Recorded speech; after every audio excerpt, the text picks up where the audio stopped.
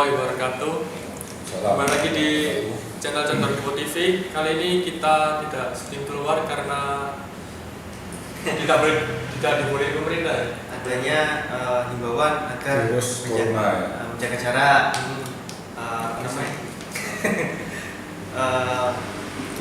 tidak boleh berkerumun, banyak berkerumun. Jadi himbauan pemerintah kita hormati ya. Iya. Jadi untuk keselamatan dan keamanan kita semua. Jadi kita di sini mau melakukan Q&A seperti biasanya. Siap? Siap? Insya Allah siap. Emang pertanyaan banyak? Banyak banget. Banyak. Oke, mulai. Untuk yang pertama ini, apa bedanya usaha pakai penglaris dan tidak? Mungkin bisa dijelaskan. Bedanya usaha pakai penglaris dan tidak. Ya. Lucu ya pertanyaannya. Bedanya usaha pakai penglaris dan tidak itu kalau orang punya kemampuan lebih bisa ya Pak ya. Ya. Cuman kalau bedanya kasat mata maksudnya. Iya. Kasat mata. Gimana ya? Gini aja tak kasih contoh satu ya. Ada satu usaha itu biasanya tempatnya itu umum. Tempatnya umum tapi rewangi, ya kan? Itu biasanya pakai penglaris dan biasanya juga kalau misalnya itu berkuah, itu maaf ya, celana dalamnya itu ditaruh dalam kuah. Celana dalamnya itu ada di dalam kuah. Salah satu syarat itu. Salah satu syarat. Nah, itu celana dalamnya itu masih baru apa udah dipakai? Ya. Kayaknya sih ya pasti udah dipakai. Berarti udah dipakai terus dicemplungin. Iya. Nah, jadi pertama yang pakai celana dalam itu biasanya tempatnya itu umum, makanannya berkuah tapi laris. Nah, kedua, coba beli aja makanan kalau biasanya makan di tempat yang itu Mas. Kayak Anton. Tempatnya lah, pokoknya makan di tempatnya. Terus nanti bungkus bawa pulang. Beda rasanya. Iya, pasti beda rasanya. Kalau rasanya beda itu pasti pakai pelaris. Nggak sama gitu. Maksudnya kalau di sana hangat dibawa pulang agak dingin itu tapi kan rasanya tetap enak. Cuman itu jomplang rasanya. Langsung beda banget. Itu pasti pakai pelaris. Itu aja sih. Masih banyak ciri-cirinya nanti ketika COVID sudah dinyatakan aman di Indonesia, kita bakal membuktikan melalui mediator rumah makan yang pakai ini loh, laris. Nah nanti kita mediator biar lebih gamblangnya.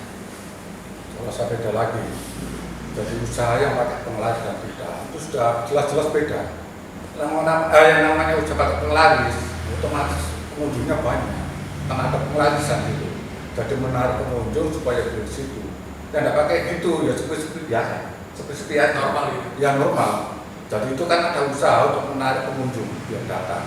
Nah, usahanya itu macam-macam. Ada yang pakai LOE atau apa, seperti pakai tumpal atau segala macam, banyak versinya itu. Ya, jadinya tujuannya untuk apa? Menarik pengunjung supaya laris dagangannya itu laku. Nanti masalah syarat-syaratnya itu versinya banyak sekali. Itu untuk kalau usaha penglaris itu. Kalau kita jelaskan satu-satu nggak cukup, cukup soalnya. Jadi intinya aja Pak ya. Ya intinya aja. Pertanyaan yang selanjutnya apakah bisa mencari penampakan lalu direkam? Mudah atau susah?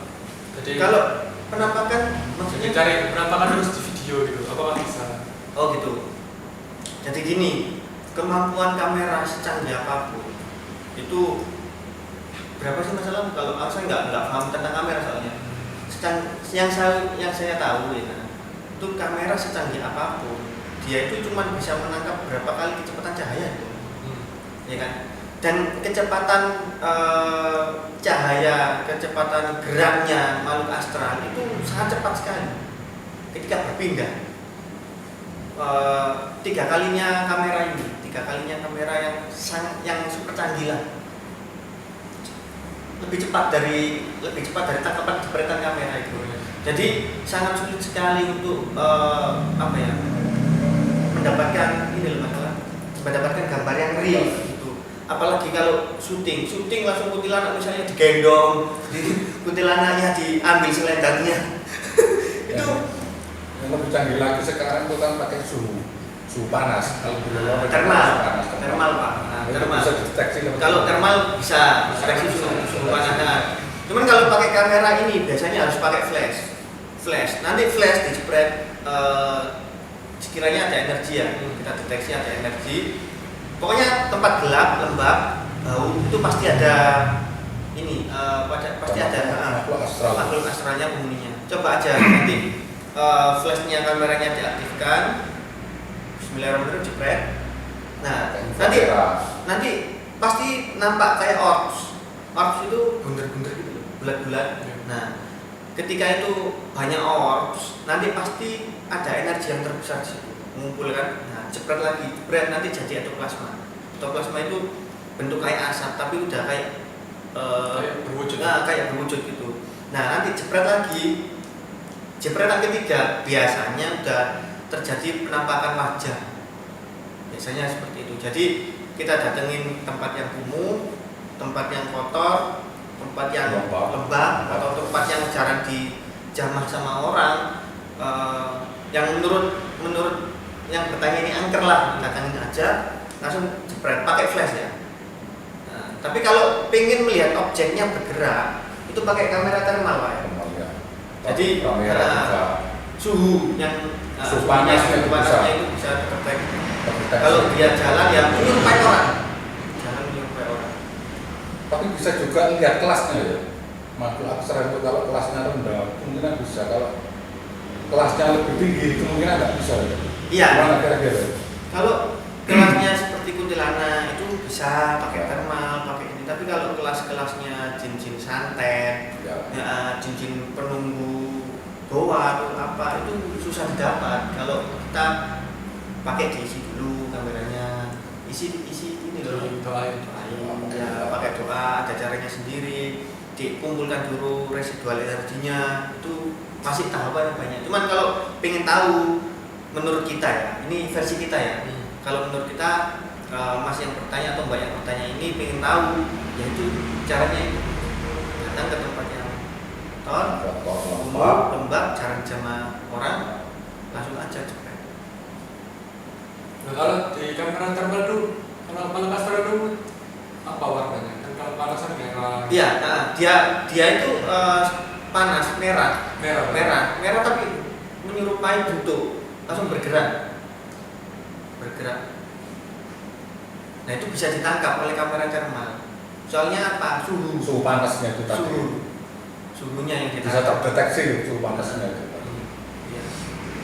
Ya seperti itu. Mohon kalau udah dicoba kirim ke ini ya, kirim ke DM ID ya, kirim videonya ya. Iya. Oke. Pertanyaan selanjutnya, apa ciri-ciri orang yang punya pesugihan? Ciri-ciri orang punya pesugihan. Pesugihan apa? Pesugihan itu banyak versinya. Nah, pesugihan apa dulu? Pesugihan kayak tuyul gitu. Pesugihan kalau kayak tuyul. Nah, tuyul kan kalau malam itu kan ambil uang kerja shift malam ya, shift 3 Pak. Shift 3. Nah, kalau awalnya itu ini kan saya cerita awalnya. Kalau mencari pesugihan tuyul itu syaratnya harus suami istri. Syaratnya itu tidak boleh jangan nggak boleh. Suami istri kemudian ke orang yang pintar. Kenapa harus suami istri? Kenapa nggak bicara? Nggak boleh. Soalnya nggak bisa itu Pak. Nggak bisa apa sih? Saya kalau lihat itu ada syaratnya harus suami istri. Kalau sendirian bicara nggak bisa. Soalnya apa? Bersangkutan suami istri. Sampai ke anak-anaknya sampai ke anak-anaknya. Terus suami istri, terus ke dukun pesugihan tadi, misalkan tuyul ngambil berapa, itu ada syaratnya sendiri. Syaratnya itu dia mau menerima enggak. Jadi situ tuh ada dites. Dites dia tega apa enggak. Pertama korbannya begini, terus menyusui, terus istrinya mau digauli, terus mau menyusui juga itu kan. Nah, ya kalau pakai itu pesugihan itu yang sengsara itu yang perempuan bukan yang laki-laki, yang sengsara perempuannya. Nah, nanti kalau syarat-syaratnya diterima, terus itu kan ada apa ya, seperti apa perjanjian 1 hari mau dapat berapa itu ada. Jadi ada perjanjiannya seperti itu. Kalau toyo langsung menyusui, terus 1 hari 1 malam itu berapa, terus jumlahnya berapa itu harus ada. Terus ini ada ciri-cirinya ya? Ada ciri-cirinya seperti ini. Kalau ciri-cirinya itu seperti kalau misalnya pesugihan tuyul. Nah, ciri-cirinya itu istrinya kalau pagi sering pucat. Soalnya kan musuh darah, soalnya kan darah. Nah, itu pucat. Jadi pucat. Nah, setelah pucat nanti siang udah makan, udah agak normal, sore normal, pokoknya pagi itu sering pucat. Biasanya pagi pucat. Bukan kedinginan ya, pucat, beda. Nah, kedua kalau kuyang itu ada di daerah Kalimantan ya. Itu biasanya ciri-cirinya itu kuyang itu kalau terbang, maksudnya terbang mencari makan malam. Orangnya itu di rumah sebenarnya. Orangnya di rumah. Nah, yang terbang itu sukmanya sama jin itu tadi. Tapi orangnya tetap di rumah. Tapi itu yang jaga. Tapi kalau siang itu pasti badannya kayak pakai jubah. Setahu saya pakai jubah. Ditutupi dalamnya itu. Sering pakai penutup yang panjang gitu. Kayak perempuan itu pakai apa itu dasar itu ya itu. Kalau dia nggak tahu dalamannya itu. Kalau pesugihan babi ngepet biasanya jarang sih berkumpul sama orang. Jarang sosialisasi. Tapi tetap yang terpenting itu tidak boleh berkumpul sama orang. Nah, biasanya nggak kumpul sama orang ini ya kalau nggak repot. Nah, apalagi banyak wabah corona sekarang, jadi nggak berkumpul. Oh ini babi ngepet enggak. Babi ngepet kan jadi-jadian. Jadi suaminya itu yang jadi babi ngepet, istrinya yang jaga. Biasanya itu ada lampu kayak apa ya, semacam lilin ya, dijaga. Dan kemudian operasi yang laki-laki kan berupa manusia dulu, baru keluar baru jadi babi ngepet itu, yang baru operasi. Kalau ada keributan, istrinya tidak boleh lengah. Kalau lengah, apinya ini kan bisa goyang-goyang. Ya, goyang-goyang. Ini berarti ada tanda bahaya. Kalau ada tanda bahaya, ditiup. Kalau nggak ditiup, kepegang. Yang risikonya dan sebagainya bisa jadi manusia lagi. Barangkali ada pertanyaan lagi masalah. Ini ada pertanyaan dari Facebook Chandra TV. Punya Facebook sekarang? Iya, sekarang nggak apa sih. Iya, ini. Pak Manajer. Makasih Pak Manajer. Berarti ada keterangan ya. Jadi apa namanya Facebooknya? Chandra TV. Oh, tetap Official. Pakai official. Jadi selain kita tayang di YouTube, bisa juga di Facebook dengan nama Condro Dipo TV Official. Ya, bisa saksikan 2 media ini ya. Oke. Kalau untuk liputan-liputan seputar pertanyaan bisa DM ke ID Condro Dipo TV. Yuk, lanjut masalah. Perkenalkan, saya Rosita dari Sedayu. Maaf sebelumnya saya mau mengajukan beberapa pertanyaan. Sebetulnya sudah lama saya mencari jawabannya tapi nggak tahu mau nanya siapa. Yang pertama itu apa itu Banyuwangi? Karena saya mendengar dari seseorang bahwa beliau menyebut saya Banyuwangi. Banyuwangi. Kalau Banyuwangi terus terang saya belum pernah tahu istilah Banyuwangi. Saya juga melihat dengan mata batin saya gak ada istilah Banyuwangi. Kalau menurut saya yang ada itu balung kuning. Yang ada itu hanya balung kuning. Kalau menurut saya, versi saya ya. Kalau menurut versi sampean? Saya pernah dengar Banyuwangi itu gini. Jadi istilahnya tuh orang itu badannya itu wangi, banyak disenangi orang. Jadi kalau makelar itu cepat, kalau jualan apa itu cepat. Jadi gampang dipercaya orang. Soalnya apa? Balungnya itu yang di dalam tubuh itu wangi. Jadi cocok ini. Cocok ini kalau jual apa cocok ini kan salah jauh ini dia Pak. Cocok ini. Wangi, jadi balungnya itu wangi. Jadi apa saja gampang dipercaya orang. Balung wangi. Oh bagus itu balungnya wangi. Biasanya orang-orang yang dulu itu ngomongnya seperti itu. Jadi itu kan istilah. Jadi awalnya wangi. Itu kan situ balung wangi. Balung wangi pengertian saya seperti itu. Ya ini menurut versi kita ya. Versi kita. Tapi kalau saya terus terang saya nggak paham dengan balung wangi. Yang saya pahami adalah balung kuning. Nah balung kuning itu adalah laki-laki atau perempuan itu yang disukai sama jin. Sukai sama jin kayak misalnya nih. Udah pacaran si cewek, udah pacaran berapa lama dan udah gonta-ganti tapi gagal nikah terus. Nah, ada juga cowok suka sama cewek ini tapi gagal terus. Ada halangannya, itu biasanya balon kuning, disukai sama jin. Jadi nggak boleh orang itu mau nikah sama orang. Nggak boleh, ada halangannya. Dihalangi. Nah, itu gimana solusinya? Nanti aja kalau udah corona udah reda, nanti datang ke basecamp kita, nanti kita kasih tahu caranya. Nah, itu menangan itu. Nah, itu awal kok bisa jadi balon kuning itu gimana? Itu biasanya udah dari lahir sih. Oh, dari lahir. Dari lahir. Bawaan sudah dari lahir. Udah dari lahir. Nah, ada jin yang suka memang. Nah, makanya ada orang yang bilang, oh ini anak ini balon kuning, itu biasanya. Jadi ada tanda-tanda Nah, tertentu. kalau balon wangi itu setahu saya nama daerah sih. Di di Indonesia inilah ada nama daerah. Mungkin anak wangi. Iya, kalau menurut Ustadz Senengi. Agus bakal spiritual, jadi lebih daya jelajahnya lebih tinggi, jadi Jadi awalnya wangi. awalnya wangi. Bisa apa saja semua. Oke, ada lagi masalah? Yang kedua dari orang yang sama, apa itu gerbang gaib? Karena saya juga diberitahu atau diwati sama seseorang kalau gerbang gaib saya sudah terbuka separuh. Gerbang gaib Di seseorang. Gerbang gaib. Yang setahu saya, gini aja, saya tanya sama orang itu punya gerbang gaib nggak sih? Kalau menurut penglihatan saya sih nggak punya. Nggak ada ya. Sama. Aku takut salah, makanya saya tanya. Kalau menurut sama gimana Pak? Ya gerbang gaib ada. Memang ada. Orang kan bisa masuk, tapi kalau manusia yang punya gerbang gaib tidak ada. Oh, gitu. Masuk dunia gaib. Nah, kalau gerbang gaib kan ada. Tapi kalau orangnya punya gerbang gaib kan nggak ada. Berarti jawaban masalah sama aku sama. Itu juga dengan saya. Orang itu nggak punya gerbang gaib. Yang punya gerbang gaib itu hanya di luar ya Pak ya. Ya, di luar. Yang Orang bisa masuk ke gerbang gaib nah itu. Nah, Tapi kalau orang sendiri tidak punya gerbang gaib. tapi kalau orang sendiri itu mata batin sih biasanya. Iya betul. Mata batin Terus terusnya inderanya terbuka. Nah, itu bisa bisa masuk ke pintu pintu gerbang gaib.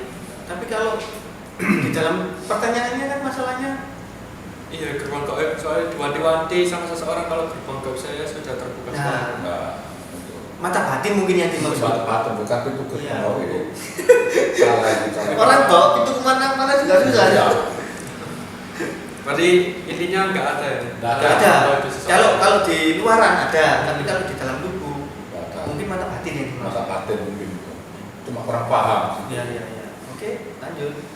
Ini yang ketiga, kenapa saya selalu bermimpi mengunjungi tempat-tempat kuno dan selalu melihat makam pemakaman, contoh makam Sunan Prapen, makam di atas bukit, makam 10 berjejer, dan beberapa makam yang menurut orang sekitar itu makam wali.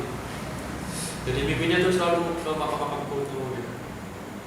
Ini masih bisa menjelaskan. Gini, kalau menurut Indigo gimana masalah? Diingatkan itu. Ya, Diingatkan suruh silaturahmi. Dia itu kan silaturahmi. kayak suruh main gitu. Silaturahmi bukan main, silaturahmi. Jadi orang di daerah itu asli silaturahmi. Silaturahmi kepada yang meninggal itu siapa? Kan orang malu. Jadi dia itu seolah-olah itu apa ya?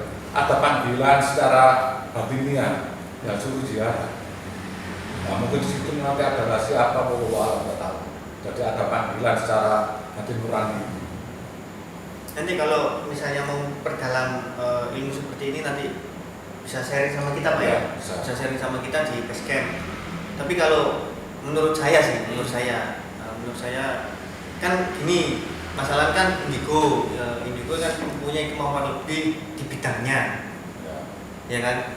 Pak Agus, pakar spiritual, ya pakar spiritual. Jadi mempunyai kemampuan lebih di bidangnya. Nah, saya kan para psikolog, jadi punya kemampuan lebih juga, ada di bidangnya juga.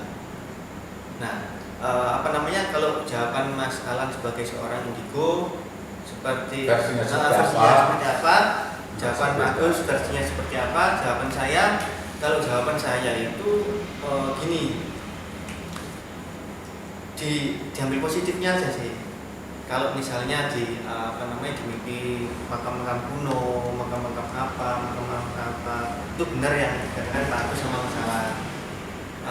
Tapi kalau saya lebih ini aja sih, lebih ke ingat mati aja sih. Biar lebih dekat. diingatkan. Iya, ini loh, kamu besok itu bakal jadi seperti ini. Ibadahnya ditingkatkan aja. Tapi kalau untuk sharing tentang gaib, tentang masalah makam-makam kuno, nanti bisa kita sharing di lokasi Ya. base camp kita. Itu aja sih masalah.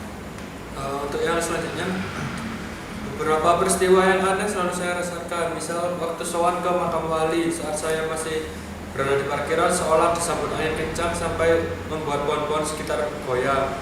Beberapa kali juga saya saat berada di suatu tempat selalu ada angin kencang dan angin itu seolah berbisik menyuruh saya pergi dari tempat di mana saya duduk saat itu. Nah, Jadi kayak ditolak, nah, jadi makanya kenapa kita ajak sharing di base camp kita, soalnya saya itu menangkap indikasi-indikasi yang harus diluruskan. Jadi pertama udah mimpi makam kuno. Kedua udah berkunjung ke suatu tempat. Iya, Selalu ada angin kencang. berkunjung ke satu tempat makam wali loh itu ya, makam syuhada loh ya, makam bagus loh ya Pak. Tapi kok ada seperti itu. Nah itu pertama perasaannya aja mungkin. Seperti diri biasa. Terus kedua emang kebetulan aja kali ada angin kencang, ya kan?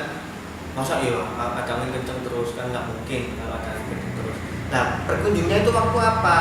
Waktu panas atau waktu musim hujan? Nah itu juga bisa pengaruh juga cuaca, ya kan? Jadi kita sementara ambil positifnya aja, jangan ke gaib mulu. Oh jangan-jangan ini ada ini ya, dirubah mindsetnya. Nah kalau mau sharing-sharing, oke langsung datang ke kantor. Soalnya kita nggak pernah ketemu, jadi kita itu bisa mendeteksi energi orang yang bertanya ini melalui ketemu. Nggak bisa kontak langsung. Iya, nggak bisa kontak langsung. Yang kita mau kan kontak langsung, jadi tahu proses. Iya, jadi ini benar enggak, nanti kita luruskan. Tugas kita, tugas Mas Alan, Pak Agus, dan tim Saudara Dipo TV itu meluruskan apa yang belum lurus. Apa contohnya? Nah, makanya ziarah itu kan harus menata niat. Iya. Niatnya ditata dulu. Niatnya ke sana mungkin apa? Niatnya apa dulu? Akhirnya nanti, misalnya nih, niat aku mau mendalami ilmu tapi harus awal ke makam Sunan Bonang. Nah, itu Nah, niatnya salah. kan mendalami ilmu. Ya bisa saja kalau diusir, ya kan? Kayak gitu loh, maksudnya Pak Agus itu. Tapi kalau niat kita kan ngaji, mendoakan beliau, ya udah. Jadi ziarah itu intinya itu silaturahmi ke wali. Kita itu cuma wajib mendoakan, tidak boleh minta tetap sama Allah. Jadi jangan ke wali. Jadi kewajiban hanya mendoakan dan doa itu ngaji di sana. Mungkin kesabrinya semua alam. Mungkin tepatnya lebih mendukung masalah, soalnya kan makam syuhada ini mengunjungi orang. Jadi wali ketika kita kasihnya Allah. ketika kita berdoa di tempat yang Baik. baik, Apa itu ya? akan Jadi apa ya? lebih cepat tersampaikan. Tapi kalau kita berdoa di tempat yang kurang baik, Ya, hasilnya juga kurang baik. iya nanti. Oke, pertanyaan selanjutnya. Udah apa sih? Udah Oh, sudah habis. Udah selesai. Sudah selesai. Jadi kesimpulannya tuh yang pertama Balawangi itu nggak ada ya. Balung wangi menurut saya itu mungkin salah istilah. Salah istilah. Yang saya tahu itu awake wangi, itu orang Jawa. Itu Awak wangi, awak mungkin. wangi. Pak Agus itu bukan menyebut ini ya, bukan menyebut balung wangi, tapi awake wangi. Awake Kalau wangi. wangi, badan wangi emang ada. Iya, Ya, memang. kalau balung wangi saya baru dengar ini. Nah, kalau balung wangi sama-sama baru dengar Pak ya. Iya. Cuman kalau awak wangi udah istilah lama. Lama. Kalau balung kuning saya tahu, tapi kalau balung wangi kurang paham.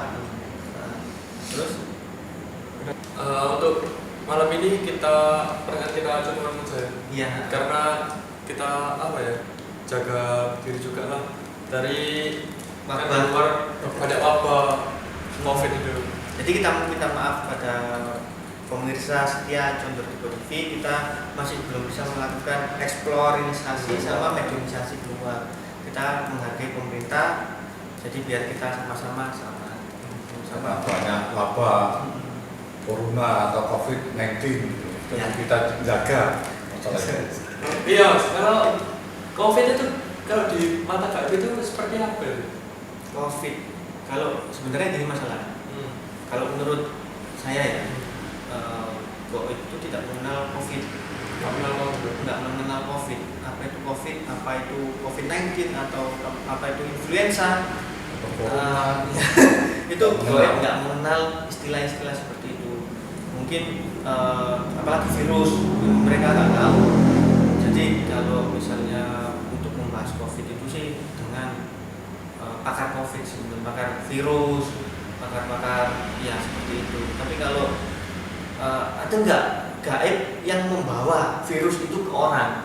Nah itu kan pertanyaannya biasanya muncul.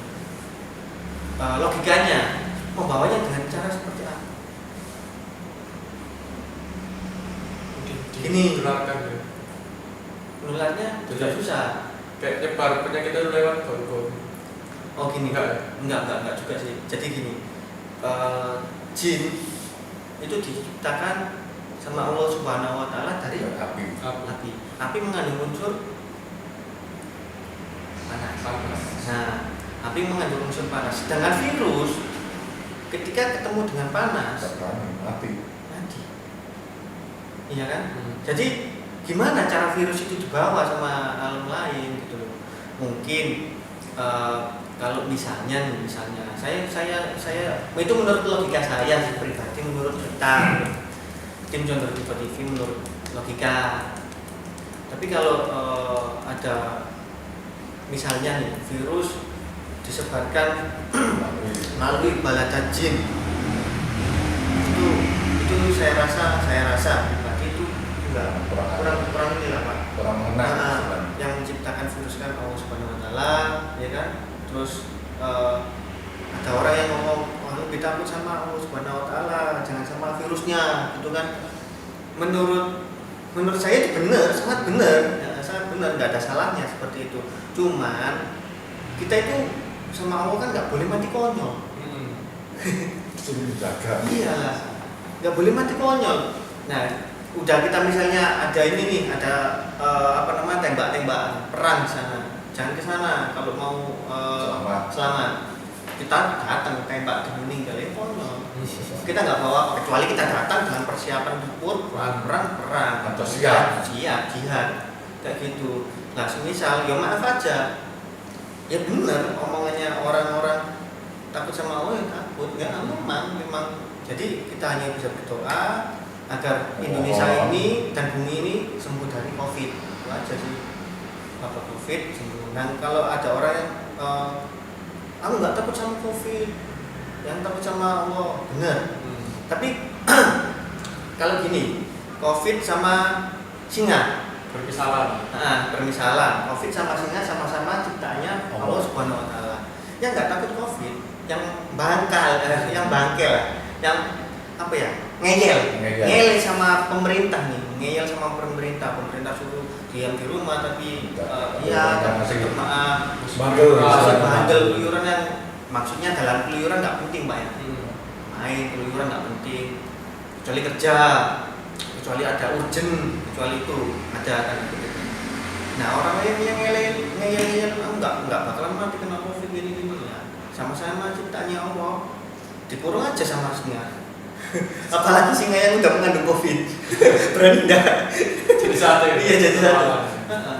Kayak gitu aja sih. Jadi COVID itu peringatan bagi semua orang. COVID itu. Jadi orang itu biar lebih mendekat sama Allah. Bahwa COVID itu juga Benar. Jadi doa aja, sama introspeksi diri masing-masing, jaga kesehatan. Yang penting itu jangan panik, jangan stres. Nah, kalau mau nggak panik, mau nggak stres, nanti kita adakan Q&A atau live di IG Condro TV biar teman-teman itu nggak stres. Nanti ngomong-ngomong sama kita gini. Nah, soalnya kalau stres itu menurut saya dan yang saya baca itu menurunkan imun. Jadi Imun ikut turun, stres akhirnya akhirnya penyakit gampang masuk. Jadi sugesti kita itu membangun sugesti yang baik sebenarnya. Tujuan Condro sugesti yang positif dan negatif. Membangun sugesti yang positif. Jadi nantikan aja live streaming kita. Nanti kita guyon-guyon di IG biar teman-teman seluruh Indonesia bisa gabung. IG-nya @Condro TV ada di IG ya. Jadi TV buat kalian yang belum follow dulu IG Condro TV nanti kalian bisa tanya-tanya ke kita. Iya, nanti guyon-guyon bisa masalah. Mau tanya apa tukar pikiran, lebih akrab kita. Mau bahas COVID, mau bahas pacar, Kak, pacarku seperti ini. Nanti pakarnya masalah. Sama Ah, rezeki ya. Pak, suamiku seperti ini, pakarnya sama apa ini. Mas, aku pengen bisnisnya mau jalan. Oke, sama saya. Ya udah. Loh, Pak, kok batuk? Ya seperti itulah masalah. Oke, bisa di Tutup ya. Nah, pokoknya intinya di rumah saja. Intinya di rumah saja. Tonton Jaga YouTube. kondisi. Iya, tonton YouTube kita aja di rumah buat hiburan atau kalau nggak gitu live streaming dengan kita. Oke? Sekian dulu pertanyaan dari kalian yang kita sudah jawab hari ini. Tetap hashtag di rumah aja, aja ngeyel. Jangan ngeyel. Oh, gak apa-apa metu tapi aku dono. Si penting lah, ada pesan pentingnya. Yes. Assalamualaikum warahmatullahi wabarakatuh. Waalaikumsalam.